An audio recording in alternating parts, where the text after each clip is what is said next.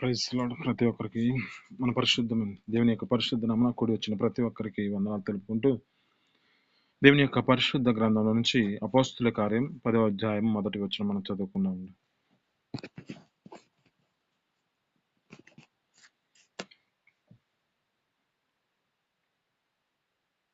అపోస్తుల కార్యం 10వ అధ్యాయం మొదటి వచనం ఎవరొకరు చదవండి.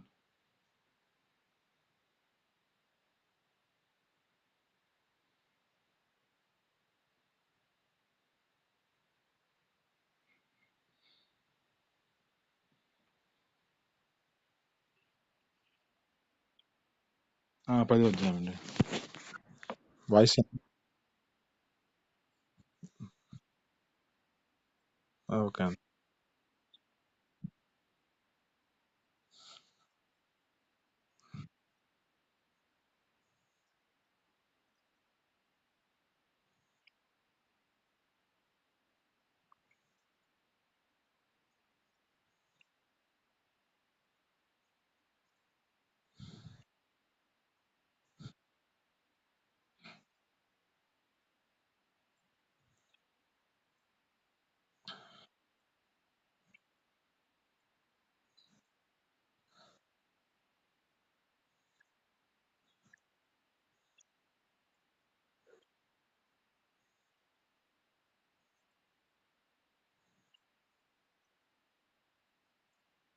చాలండి, చాలండి.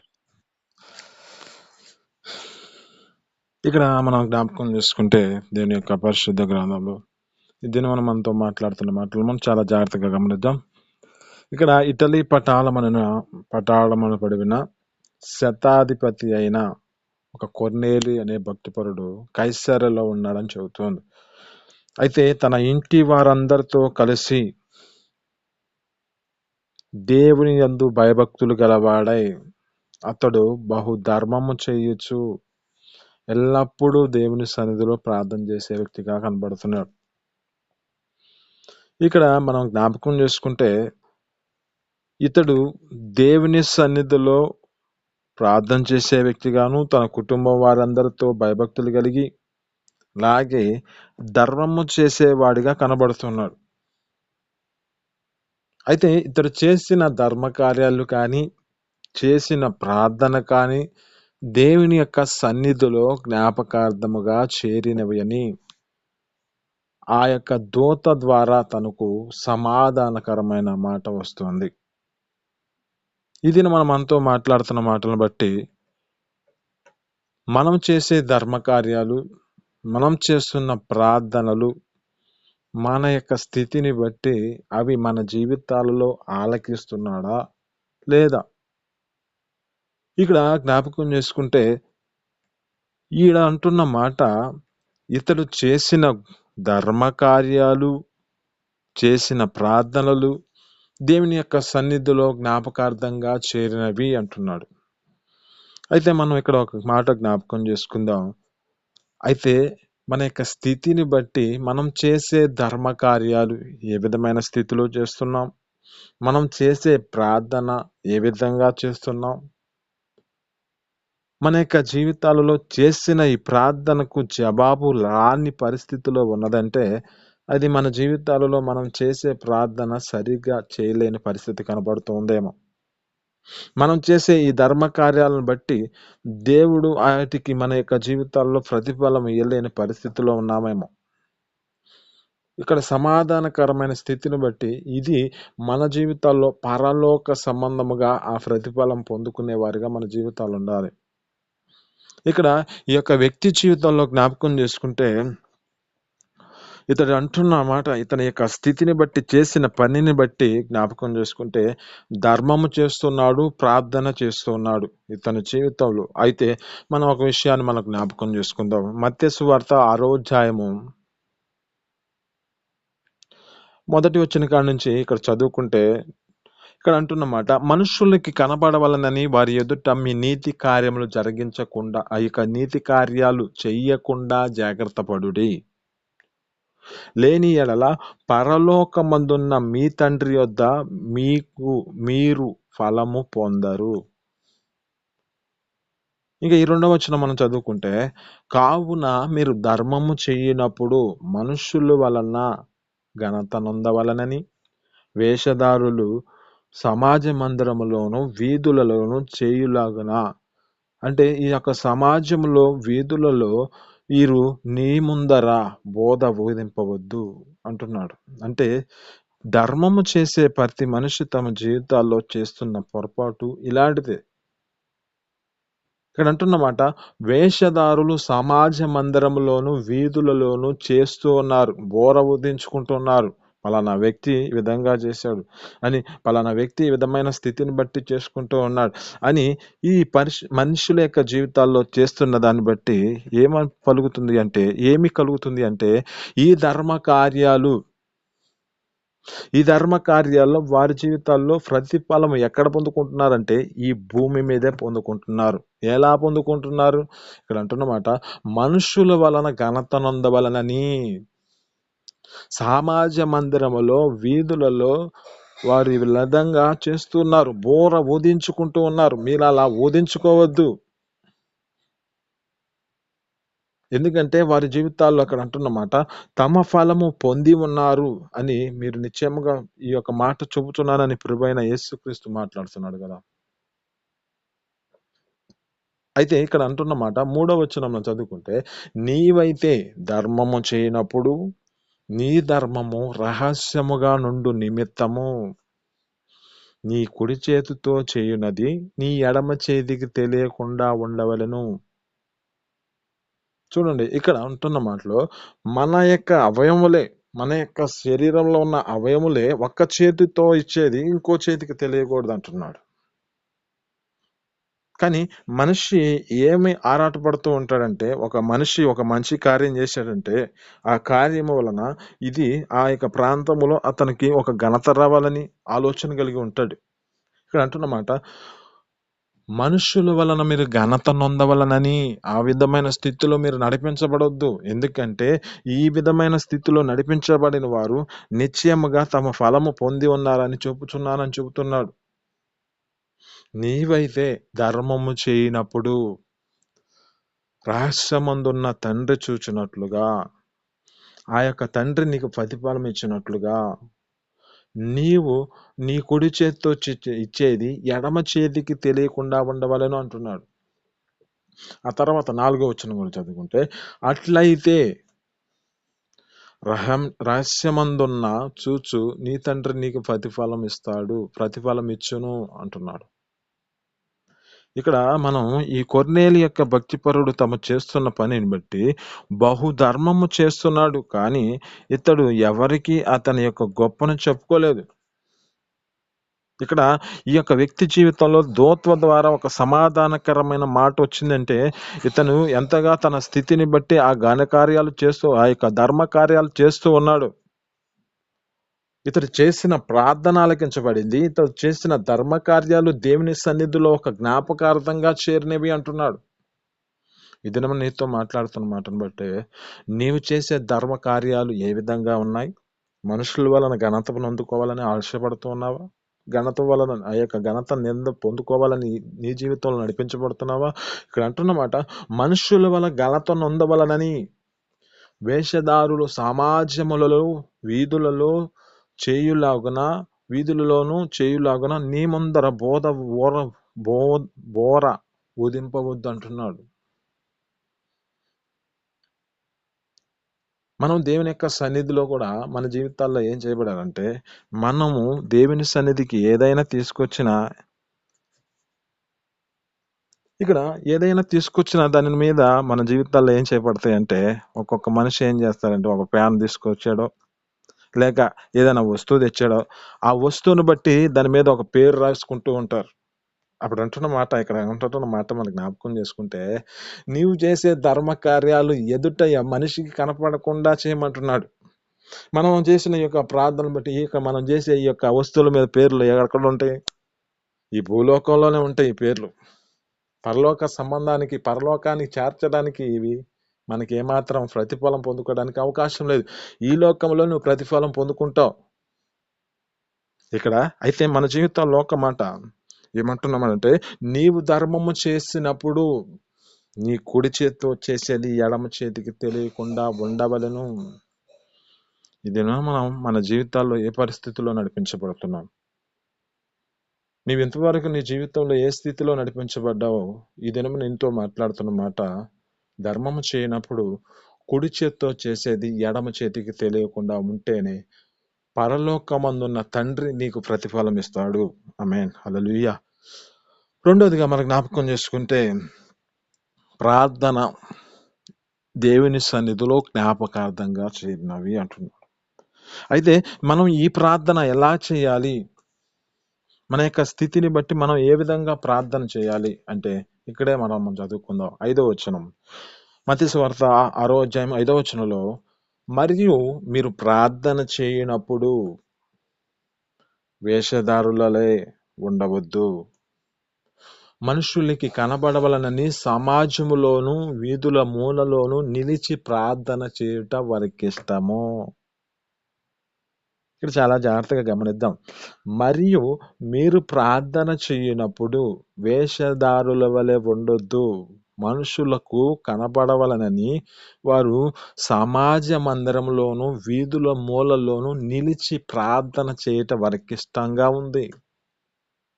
అయితే ఇక్కడ అంటున్నమాట, వారు తమ ఫలములు పొంది ఉన్నారని నిశ్చయముగా మీతో చెప్పుచున్నాను అంటున్నాడు. అయితే మనం ప్రార్థన ఏ విధంగా చేయాలి అంటే, 6వ వచనం చదువుకుంటే, నీవు ప్రార్థన చేయనప్పుడు నీ గదిలోనికి వెళ్ళి తలుపు వేసుకొని రహస్యమందున్న నీ తండ్రికి ప్రార్థన చేయము, అప్పుడు రహస్యమందును చూచు నీ తండ్రి నీకు ప్రతిఫలమిచ్చును. ఆమేన్, హల్లెలూయా. అయితే మన జీవితాలలో ప్రార్థన చేస్తున్నప్పుడు ఏ విధమైన స్థితిలో మనం ప్రార్థన చేయాలి అంటే, ఇక కింద వచనం కూడా చదువుకుంటే అంటున్న మాటలో, మరియు మీరు ప్రార్థన చేయనప్పుడు అన్యజనుల వలె వ్యర్థమైన మాటలు వచింపవద్దు, విస్తరించి మాట్లాడుట వలన తమకు వినబడినని వారు తలంచుచున్నారు. మీరు వారి వలె ఉండకుడి, ఎందుకంటే మీ పరలోకపు తండ్రి అడగక మునుపే అక్కరలన్నీ ఎరిగిన దేవుడు. ఆమేన్, హల్లెలూయా. అంటే మన జీవితాల్లో ఏ స్థితిలో మన జీవితాలు నడిపించబడుతున్నాయి? ఒకటి, నీవు చేస్తున్న ధర్మకార్యాలు మనుషులకి కనపడకుండా చేస్తున్నావా? 2, నీవు చేస్తున్న ప్రార్థన పరలోకమందున్న తండ్రి చూచినట్లుగా నీవు రహస్యమందు తండ్రికి కనపడినట్లుగా నువ్వు ప్రార్థన చేస్తున్నావా? నీ జీవితంలో ఏ స్థితిలో నడిపించబడుతున్నావు? అలాగే నువ్వు చేసే ప్రార్థనలో విస్తరించి మాట్లాడుతూ ఉండొచ్చు. నీ జీవితంలో విస్తారమైన మాటలు వారి జీవితాలు, అన్యజనులు ఆ విధమైన స్థితిలో మొరపెట్టుకుంటూ ఉంటారు. ఒక వ్యక్తిని మనకు జ్ఞాపకం చేస్తాను. ఒక సేవకుడు ఒకవైపు ఉన్నప్పుడు అన్ని చెల్లంతా ఒకవైపు ఉన్నారు. వారి దేవుడు గొప్ప, వారి దేవుడు గొప్ప అని వారు అనుకుంటున్నారు. ఇటు ఒక సేవకుడు మాత్రమే నిలబడ్డాడు. సరే, అవకాశం వారికి ఇచ్చేశాడు ఈ యొక్క సేవకుడు. వారు పెడుతున్నారు, మొర పెడుతున్నారు, కేకలు వేస్తున్నారు. ఉదయకాలం మొదలుకొని మధ్యాహ్న కాలం వరకు వారి జీవితాల్లో మొర పెడుతూనే ఉన్నారు. మరి ఏ విధమైన స్థితిలో మొర పెడుతున్నారంటే, రంపాలతో కోసుకుంటున్నారంట, బ్లేడ్లతో. అయినా వారి దేవుడు ఆలకించట్లేదు. ఏ మాత్రం వారి దేవుడు ఆలకించట్లేదు. కానీ వారి యొక్క స్థితిని బట్టి జ్ఞాపకం చేసుకుంటే ఇక్కడ అంటున్నమాట, అన్ని జనులు వ్యర్థమైన మాటలు వచించి వారు విస్తరించి మాట్లాడటం వలన వారు ఏమనుకుంటున్నారంటే, మా మనవి మా దేవుడు ఆలకిస్తున్నాడు అనుకుంటున్నారు. ఇక్కడ అంటున్నమాట, మీరు వారి వలె ఉండకండి, మీరు మీ పరలోకపు తండ్రి మీరు అడగక మునిపే మీ అక్కరలన్నీ ఎరిగిన దేవుడు. అయితే ఎప్పుడైతే వీరు చేసి ప్రార్థన ఆపేశారో, తర్వాత ఈ యొక్క సేవకుడు మొరపెట్టాడు. మొరపెట్టిన మొర ఆలకించిన దేవుడు గొప్ప అద్భుత క్రియ జరిగించబడింది అక్కడ. అగ్ని దిగి వచ్చి అక్కడున్న దహన బలిని దహించేసింది. ఆమేన్, హల్లెలూయా. అంటే మన జీవితాల్లో కూడా మనం యొక్క స్థితిని బట్టి కూడా అన్యజనుల వలె వ్యర్థమైన మాటలు వచింపక, దేవుడు మనకిచ్చిన ఆరోగ్యమే, దేవుడు మనకిచ్చిన అన్ని దేవుడిచ్చినవే మనకి. ఈ లోక మనుషుల యొక్క జీవితాల్లో వారి దేవుళ్ళకు మొరపెట్టి ఏ స్థితిలో నడిపించబడుతున్నా వారికి ఏ ఆఖరలు కూడా ఆ యొక్క జీవితాలలో అనుభవించలేని పరిస్థితులు కలుగుతున్నాయి. ఈ లోకంలో జరుగుతున్న పనులన్నీ, ఈ లోకంలో జరిగే పరిమాణాలన్నీ జ్ఞాపకం చేసుకుంటే, ఒక మనిషి ఏ విధమైన స్థితిలో నడిపించబడుతూ ఒక దేవుడి దగ్గరికెళ్ళినప్పుడు, దేవుడి నుంచి వస్తా కూడా మనిషి అపాయకరమైన స్థితిలోకి ఎందుకు వెళ్ళిపోతున్నాడు? అంటే మరి దేవుడు ఏ విధమైన స్థితిలో నడిపించబడుతున్నారని అర్థమవుతుంది. ఈ దినం మనతో మాట్లాడుతున్న మాటను బట్టి వ్యర్థమైన మాటలు వంచింపకూడదు, కానీ దేవుడు మన అడగక మునుపే అక్కరలని ఎరిగిన దేవుడు కనుక, ప్రతి ఒక్క మొరని ఆలకించే దేవుడై ఉన్నాడు కనుక, అయితే నీవు చేసే ప్రార్థన నీవు చేయనప్పుడు నీవు గదిలోనికి వెళ్ళి తలుపు వేసుకొని రహస్యమందున్న తండ్రి నీ ప్రార్థన ఆలకించినట్లుగా నువ్వు ప్రార్థన చేయమంటున్నాడు కదా, నీకు ప్రతిఫలం ఇస్తానంటున్నాడు కదా. ఇతనేమన్నా మనతో మాట్లాడుతున్న మాటలను బట్టి ఒక కొర్నేలి యొక్క భక్తిపరుడు యొక్క జీవితంలో ఒకటి ధర్మకార్యాలు దేవుని సన్నిధిలో జ్ఞాపకార్థంగా చేరినవి, 2 అతని జీవితంలో చేసిన ప్రార్థనలు ఆలకించబడ్డాయి, జ్ఞాపకార్థంగా చేరబడ్డాయి. అయితే ఈ దినం నీతో మాట్లాడుతున్న మాట, కొర్నేలు వలె నీ జీవితంలో ఈ 2 కార్యాలు నీ జీవితంలో జరిగించబడి ఉండొచ్చు. అయితే ఈ దినమున నీతో మాట్లాడుతున్న మాట ఇంకొక రీతిలో దేవుడు మాట్లాడుతున్న మాట, ఇక్కడ ఈ యొక్క సేవకుడిగా ఈ యొక్క వ్యక్తి అనుభవించిన దాన్ని బట్టి, ఈ యొక్క శతాధిపతి యొక్క జీవితం కలిగి ఉన్న దేవుని యందు భయభక్తులు కలిగి నడిచి తను చేసిన ధర్మ కార్యాలు చేసిన ప్రార్థనలు ఆలకించిన దేవుడు ఉన్నాడు కనుక, అయితే ఈ యొక్క దేవుని యొక్క మాట ఏమంటున్నాడంటే, నీవు పలానా ప్రాంతంలో ఒక సేవకుడున్నాడు, ఆ సేవకుడిని పిలిపించుకో. ఆమేన్, హల్లెలూయా.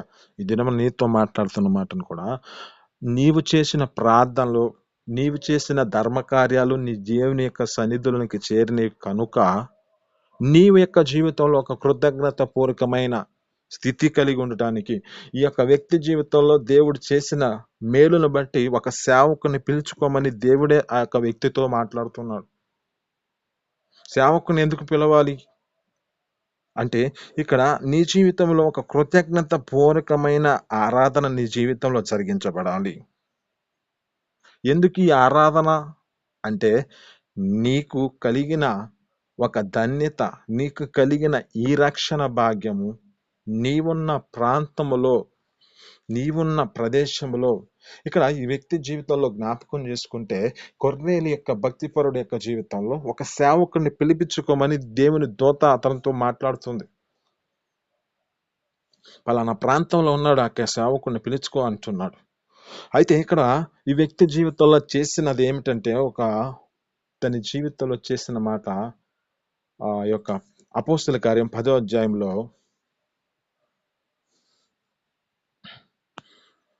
10వ అధ్యాయం 24వ వచనంలో చదువుకుంటే, మరునాడు వారు కైసరులో ప్రవేశించిరి. అప్పుడు కొర్నేలు తన బంధువులను ముఖ్య స్నేహితులను పిలిపించి వారి కొరకు కనిపెట్టి ఉండెను. ఆమేన్, హల్లెలూయా. అంటే ఒక సేవకుడి కోసం ఎదురు చూస్తూ ఉన్నారు. ఏ విధంగా ఎదురు చూస్తున్నారంటే, దేవుని ఎదుట వారు సమకూర్చబడి, ఒక సమాజముగా సమకూర్చబడి, తన ఇంటిలో అందరు కలిసి ఎవరిని పిలిచాడు? బంధువులను పిలిచాడు, ముఖ్య స్నేహితులను పిలిచాడు. ముఖ్య స్నేహితులు అంటే, ముఖ్య స్నేహితులు అందరికీ ఒకే స్నేహితుడు ఉండడు కదా, ఒక కులపరంగా ఉండడు కదా, అనేక మంది సేవకులు, అనేక మంది ఈ యొక్క స్నేహితులు ఉంటారు కదా. ఈ యొక్క వ్యక్తి జీవితంలో తనకు కలిగిన బంధువులను పిలిచాడు, ముఖ్య స్నేహితులను పిలిచాడు. వీరందరికీ ఏం చేయబడడానికి? దేవుని యొక్క వాక్యాన్ని ప్రకటన చేయడానికి ఈ యొక్క వ్యక్తిని ఏర్పరచుకొని తను చేసిన ఈ యొక్క జ్ఞాపకార్థంగా చేరిన కనుక, ఇతడు ఒక కృతజ్ఞతాపూర్వకమైన ఆరాధన జరిగించుకున్నటకు, కుటుంబ ఆరాధనలో తన జీవితాన్ని నడిపించడానికి ఆ యొక్క దూత తనతో మాట్లాడిన దాన్ని బట్టి, ఆ వ్యక్తి తన యొక్క స్థితిని బట్టి దానికి లోబడి సమకూర్చబడి ఆయన కొరకు ఎదురు చూస్తున్నారు. ఎవరి కొరకు? ఒక సేవకుడి కోసం. ఈ యొక్క సేవకుడు ఏదో ఒకటి బోధిస్తే మనుష్య జీవితంలో ఎక్కడున్న వారందరి యొక్క జీవితాల్లో ఒక గొప్ప కార్యం జరిగించబడుతుందని. ఎందుకని ఈ పరిస్థితిలో జ్ఞాపకం చేసుకుంటే ఈ విధమైన స్థితిలో కనబడుతుంది అంటే, ఇక్కడ సేవకుని సైతమే తన జీవితంలో ఆ సేవకుడి యొక్క స్థితి ఏమనుకుంటున్నాడంటే, అతని యొక్క అంతలోకి ఈ యొక్క సేవకుడికి పంపించిన కొర్నేలు యొక్క భక్తిపరుడు తన కలిగిన ఒక పని బారిని పంపించి ఉండగా, ఆ పంపించిన వారు రాక తలకే ఇతడు ప్రార్థన చేసుకుంటూ ఉన్న సమయం అది. అతడు చేసుకుంటున్న ప్రార్థన అతడు చేస్తున్న ప్రార్థన బట్టి ఆ యొక్క దర్శనంలో ఒక దర్శనం చూస్తూ ఉన్నాడు. ఆ దర్శనంలో చూస్తున్నాడు ప్రార్థన చేసిన దాన్ని బట్టి. ఒక దుప్పటి పైనుంచి కిందకి దిగి వస్తుందంట. దానిలో అనేకమైన శత్రుబాధ జంతువులు, ప్రాకే పురుగులు, ఆకాశ పక్షులు అన్నీ కలిసి దానిలో ఉన్నాయంట. ఇవన్నీ దిగి వస్తున్నప్పుడు కిందకి దిగి వచ్చినప్పుడు అనుకుంటున్నాడు, అయ్యా ఇవి నిషిద్ధమైనవి, నా యొద్ద వద్దు అని తీసివేయమంటున్నాడు. ఇలా తన జీవితంలో ముమ్మారు జరిగింది. వెంటనే తర్వాత తన యొద్దకు కొర్నేలి యొక్క భక్తిపరుడు పంపించిన పనివారు ఆ ప్రాంతానికి వెళ్ళి ఆ సేవకుని పిలుస్తున్నారు. ఎప్పుడైతే ఈ సేవకుని పిలుస్తున్నారో దేవుని యొక్క దర్శనంలో దేవుడు తనతో మాట్లాడుతున్నాడు. నీవు పలానా వ్యక్తులు వచ్చారు, వారితో పాటు నువ్వు వెళ్ళిపో. ఆమేన్, హల్లెలూయా. దేవుడు గొప్ప అద్భుత ఆశ్చర్యకాలు జరిగించగలిగిన దేవుడు. ఒక సేవకుడిని మీ కొరకు ఏర్పరచబడిచారు. ఆ సేవకుడు మీకు ఇచ్చిన ఈ యొక్క ధన్యత ఎందరికో లేని ఈ ధన్యతను మీకు ఇచ్చాడు. ఎందుకంటే మన జీవితాల్లో ఇచ్చిన ఈ యొక్క ధన్యత ఈ లోకంలో మనుషుల యొక్క జీవితాల్లో లేదు. దేవుని యొక్క మాట చేత మనిషి జీవితంలో బ్రతికించబడతారు. ఇక్కడ అనుకుంటున్నాడు, ఒక సేవకుడు అనుకుంటున్నారు, వీరు నిషిద్ధమైనవి, ఇవి అపవిత్రమైనవి, నా యొద్ద నుంచి తీసేయ అంటున్నాడు. ఇక్కడ ఆ యొక్క వ్యక్తి ద్వారా వల్ల ఒక సాక్ష్యాన్ని పొందుకుంటున్నాడు. ఏమంటే మనం జ్ఞాపకం చేసుకుంటే ఒక 34వ వచనం చదివితే ఇక్కడ అంటున్నాడు, దేవుడు పక్షపాతి కాడని నిజముగా నేను గ్రహించి ఉన్నాను. ప్రతి జనములోనూ ఆయనకు భయపడి నీతిని నడుచుకొని వారిని ఆయన అంగీకరించును. 36వ వచనంలో యేసుక్రీస్తు అందరికి ప్రభువు, ఆయన ద్వారా దేవుడు సమాధానకరమైన సువార్తను ప్రకటించి ఇశ్రాయేలులకు పంపిన వర్తమానం మీరెరుగుదురు. ఆమేన్, హల్లెలూయా. ఇక్కడ అంటున్న మాటలను బట్టి ఇక్కడ ఈ యొక్క వ్యక్తి నిషిద్ధమైనవి నా యుద్ధ నుంచి తీసివేయ అనుకుంటున్నాడు. అంటే ఇక్కడ ఈ యొక్క వ్యక్తి ఇంకా మాట్లాడుతున్న మాటలో ఏమంటాడంటే ఇశ్రాయేలు ప్రజలకే ఈ యొక్క వాక్యం అనుకుంటున్నాడు. ఈ యొక్క యూదులకి మాత్రమే ఈ యొక్క వాక్యం అనుకుంటున్నాడు. కానీ దేవుని యొక్క ఉద్దేశంలో ఏమంటుందంటే ఎవరైతే నీతిలో అణుచుకుంటూ ఉన్నారో, ఈ యొక్క నీతిలో నడుచుకుంటూ ఉన్నారో వారందరినీ దేవుడు అంగీకరించే దేవుడని, యేసుక్రీస్తు అందరికీ ప్రభు అని ఆ యొక్క సేవకుడు ఒక సాక్ష్యాన్ని చెబుతున్నాడు. ఈ దినమున మన యొక్క జీవితాల్లో కూడా ఒక స్థితిని బట్టి మనం చేసే ధర్మ కార్యాలు, మనం చేసే ప్రార్థనలు దేవుడు ఆలకిస్తూ ఉన్నాడా? అయితే నీ జీవితంలో నువ్వు చేయవలసినది ఏమిటంటే సేవకుడిని పిలిపించుకొని నీ జీవితంలో ఒక కృతజ్ఞత పూర్వకమైన ఒక ఆరాధన జరిగించుకొనుట నీకు మంచిది, నీకు కలిగిన బంధువులకు మంచిది, నీ యొక్క ముఖ్య స్నేహితులకి నీవు ఒక మాదిరికరమైన జీవితాన్ని నడిపించడానికి కారణమవుతుంది. ఒక మాట మీకు చదివి ఈ మాటలు ముగిస్తాను. దానియేలు గ్రంథం 12వ అధ్యాయము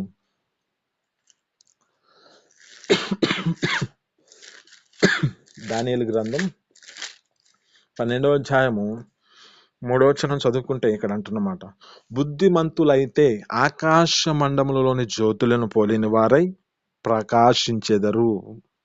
నీతి మార్గమును అనుసరించి నడుచుకున్నట్లు ఎవరు అనేకులు త్రిప్పుదురో వారు నక్షత్రం వలె నిరంతరము ప్రకాశించెదరు.